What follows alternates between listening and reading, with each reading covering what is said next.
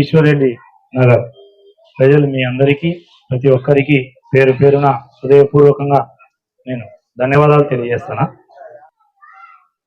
ఒక్కసారమ్మా ఇప్పుడు వినండి, తెలుగుదేశం ప్రభుత్వం అధికారంలో ఉన్నప్పుడు ధరలు ఎట్లున్నాయి, ఇప్పుడు ధరలు ఎట్లున్నాయి, కరెంటు బిల్లు కానీ, ఇంటి పన్ను కానీ, చెత్త పన్ను కానీ, తర్వాత నిత్యావసర వస్తువులు కానీ, లేకపోతే గ్యాస్ ధర కానీ, ఏదైనా సరే అమ్మా మహిళలు మీరు ఇక్కడ ఉన్నారు, ఒక్కసారి చెప్పండి, చంద్రబాబు నాయుడు గారు ఉన్నప్పుడు ధరలు ఎక్కువ ఉన్నాయా, జగన్మోహన్ రెడ్డి ప్రభుత్వం వచ్చినాక ధరలు ఎక్కువ ఉన్నాయా? మీరు చెప్పండి అమ్మా, ఎప్పుడున్నాయి? తక్కువ ఉన్నాయి కదా, ఇప్పుడు ఎక్కువ ఉన్నాయి.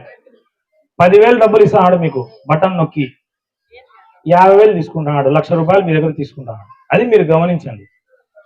రెండోది, ఒక్కసారి మీరు ఒక్కటి ఆలోచన చేయండి.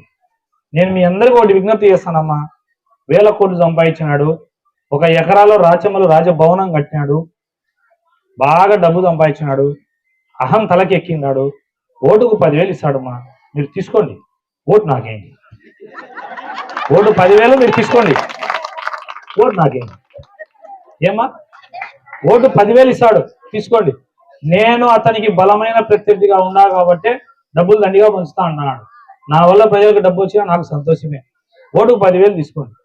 వైసీపీ వాళ్ళు ఎవరైనా వచ్చినా కూడా మాకు ఓటుకు 10,000 ఇవ్వాలనండి, ఇస్తాడు, 10,000 డబ్బు తీసుకోండి, ఓటు మాత్రం నాకేయండి. డబ్బా దేశాల కల్లా రాచమ్మల్లు భార్యా బిడ్డలకే శాశ్వతంగా, అది మీ ఒక్కరి చేతుల్లో ఉంది. కానీ ప్రజాక్షేత్రంలో మీ అందరి చల్లని ఆశీస్సులు దీవెనతో రాచమల్లు ప్రసాద్ రెడ్డి పైన గెలుస్తారనే నమ్మకం, ధర్మయుద్ధమే చేస్తా తప్ప అధర్మ యుద్ధం చేయను. దీనికి మీరందరూ కూడా సహకరించాలి.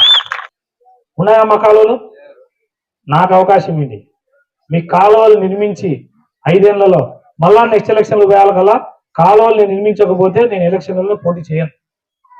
మీకు ఇక్కడ ఈశ్వరెడ్డి నగర్లో కాలువలు నిర్మించే బాధ్యత నేను ప్రత్యేకంగా తీసుకుంటా. నేను చదువుకున్నోని, నాకు ఒక ఐడియా ఉంది, సివిల్ ఇంజనీర్ ఉంది, కాలువలు కట్టాల్సిందే, తగ్గులో ఇల్లులు ఉన్నాయి, అట్లాంటి ఇల్లులు అన్నీ కూడా ప్రభుత్వం ఇల్లులు ఇస్తా, ఇల్లులు పైకి కట్టుకోండి. మీకు నేను హామీ ఇస్తా, మీకు కాలువలు కట్టిస్తా, ఈ ప్రాంతంలో ఇల్లు ఎత్తు తగ్గులో నేటి ఎత్తు చేపిస్తా, నీటి సమస్య లేకుండా చేస్తా.